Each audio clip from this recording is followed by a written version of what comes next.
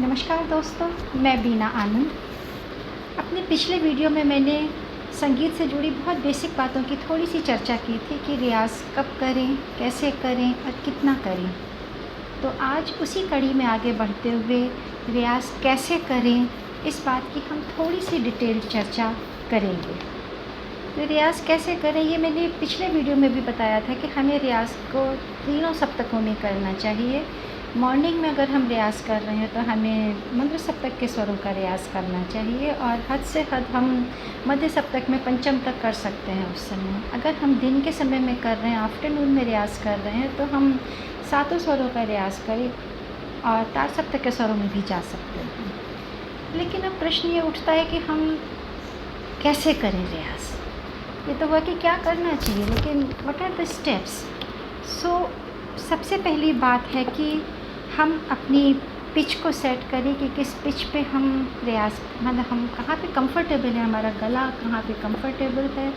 तो कई बार हमारे गुरु लोग इसमें हमारी सहायता करते हैं कि वो हमको गाइड कर सकते हैं। वो हम इतने एक्सपीरियंस्ड होते हैं वो लोग कि वो हमें गाइड कर सकते हैं कि हमको किस पिच से गाना चाहिए, कहाँ पे हमारा गला कंफर्टेबल है।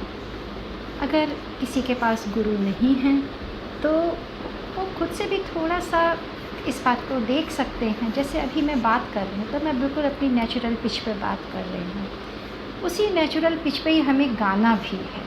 बस गाने में ये कि थोड़ा थोड़ा हमारी वॉल्यूम हमारा थोड़ा सा चेंज होता जाता है। जब हम आगे स्वरों में बढ़ते हैं तो हमको ये देखना है कि हम जब हाई नोट्स में जा रहे हैं तो हमारा गला कहीं फट तो नहीं रहा है, हम वहाँ कंफर्टेबली पहुँच रहे हैं कि नहीं पहुँच रहे हैं वहाँ तक। तो उस बात का ध्यान रखते हुए हमको, जैसे कि मैं अगर आपको एक एग्ज़ाम्पल दूँ कि ये ए पिच है, इसका कि मैं सा बजा रही हूँ अभी हारमोनियम में।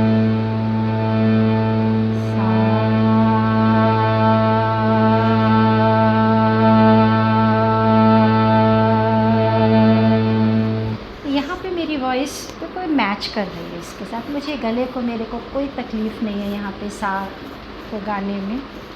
लेकिन क्या उतनी ही उससे मैं पूरे सरगम को गा सकती हूँ? तो ये एक बार चेक कर लेते हैं। सा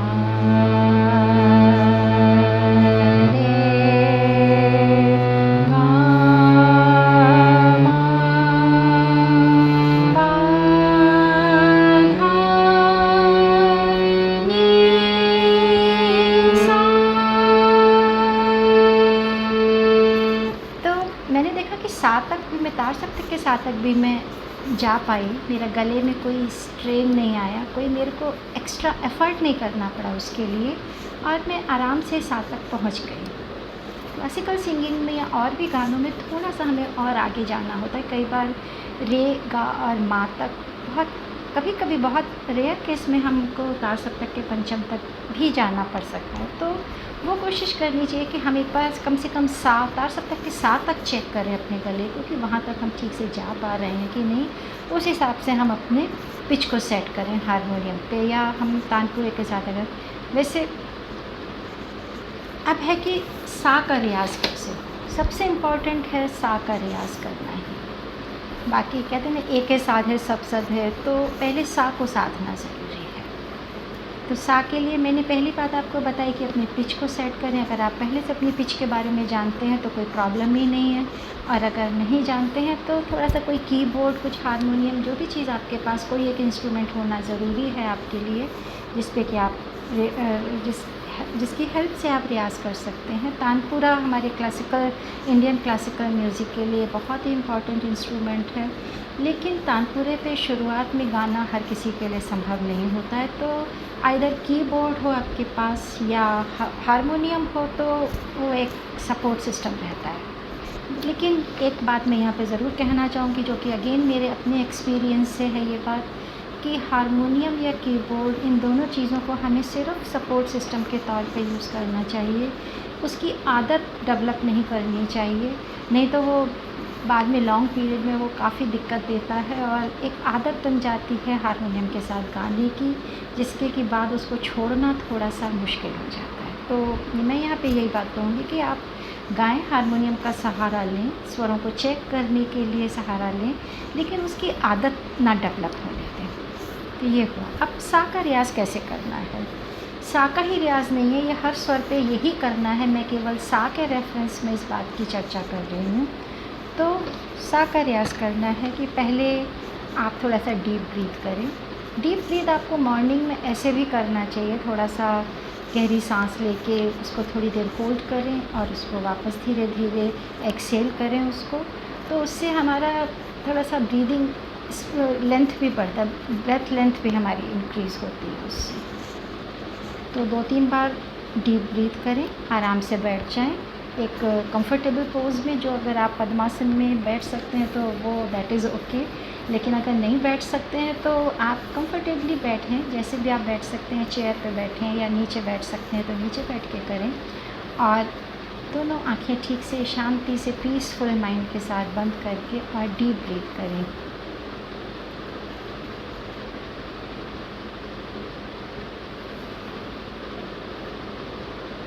एक बार फिर करेंगे।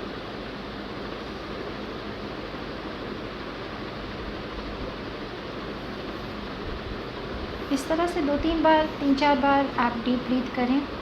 उसके बाद हाँ 2 से 3 बार आप हमिंग करें अपनी पिच पर। अब पिच सेट कर लें अपनी, उसमें आप तानपुरे सेट करना चाहें तानपुरे पे सेट कीजिए, हारमोनियम में सेट करना चाहें harmonium, keyboard, whatever you are having. सो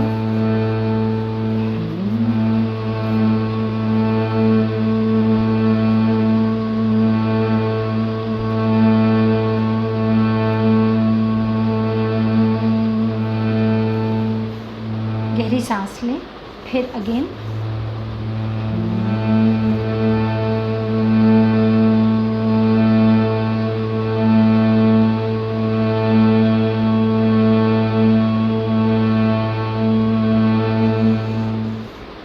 तीन से 4 बार हमिंग करें।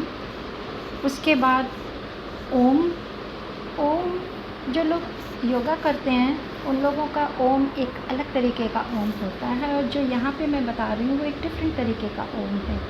इसमें हम ओ को छोटा रखेंगे और उसका जो माँ वाला पोर्शन है उसको हम थोड़ा लंबा करेंगे। So that is the thing. तो ओम करेंगे, फिर से गहरी सांस लेंगे,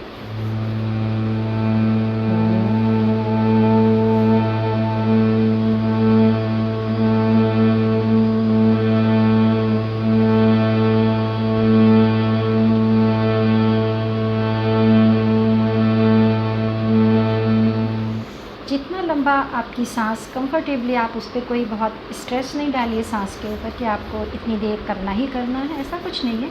जितनी देर आप सांस को कर सकते हैं उसमें बस ये है कि आपको ब्रीदिंग थोड़े से सिंगिंग के हिसाब से एक सीखने की ज़रूरत है। तो धीरे धीरे लोग सीखते हैं, एक ही दिन में कोई नहीं सीखता उस ब्रीदिंग को। जनरली जैसे अभी मैं बात कर रही हूँ, आप भी बात करते हैं, तो हम लोग नाक के थ्रू सांस लेते हैं, लेकिन गाते समय हम मुंह से सांस लेते हैं। तो वो धीरे धीरे एक सीखने की प्रोसेस होती है, उसको आप डेली थोड़ा सा प्रैक्टिस करेंगे तो वो आ जाएगी। तो हमिंग करने के बाद हमने ओम किया, अब हम सा पे आ जाते हैं। पूरा गहरी सांस लेके, पूरा भर के सांस, जैसे कहते हैं सांस भर के अपने अंदर पूरा लंग्स को फिल करके, और फिर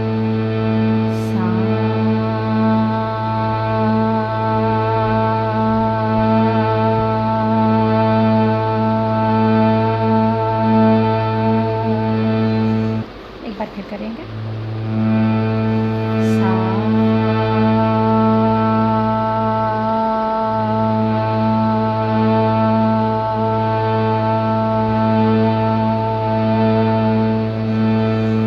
इस तरह से कम 4 से 5 बार आप केवल सा का उच्चारण करें।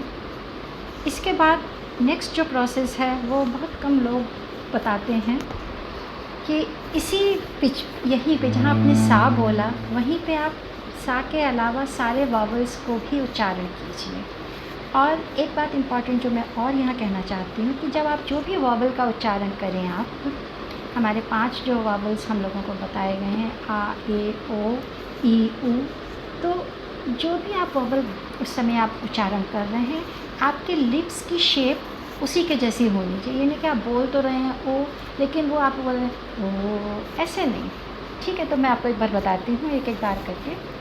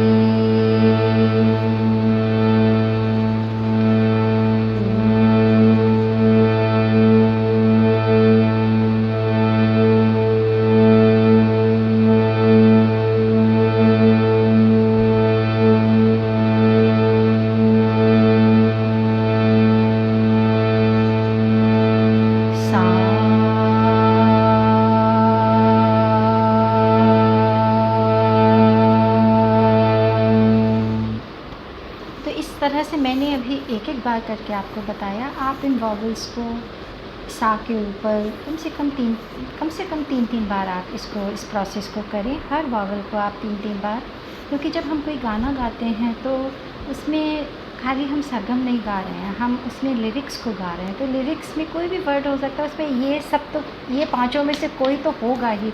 आ होगा, ए होगा, ई होगा, ओ होगा, ऊ होगा। तो उन वर्ड्स की प्रैक्टिस हमको उस सुर पे करनी ज़रूरी है। तो ये मैंने केवल सा के ऊपर आपको बताया, लेकिन एक डिटेल प्रोसेस में बता रही हूँ कि आपको ये प्रोसेस हर स्वर के ऊपर करना है। आप सा के बाद अगर मंत्र सप्तक में जाएंगे, आप नी पे आ रहे हैं तो नी,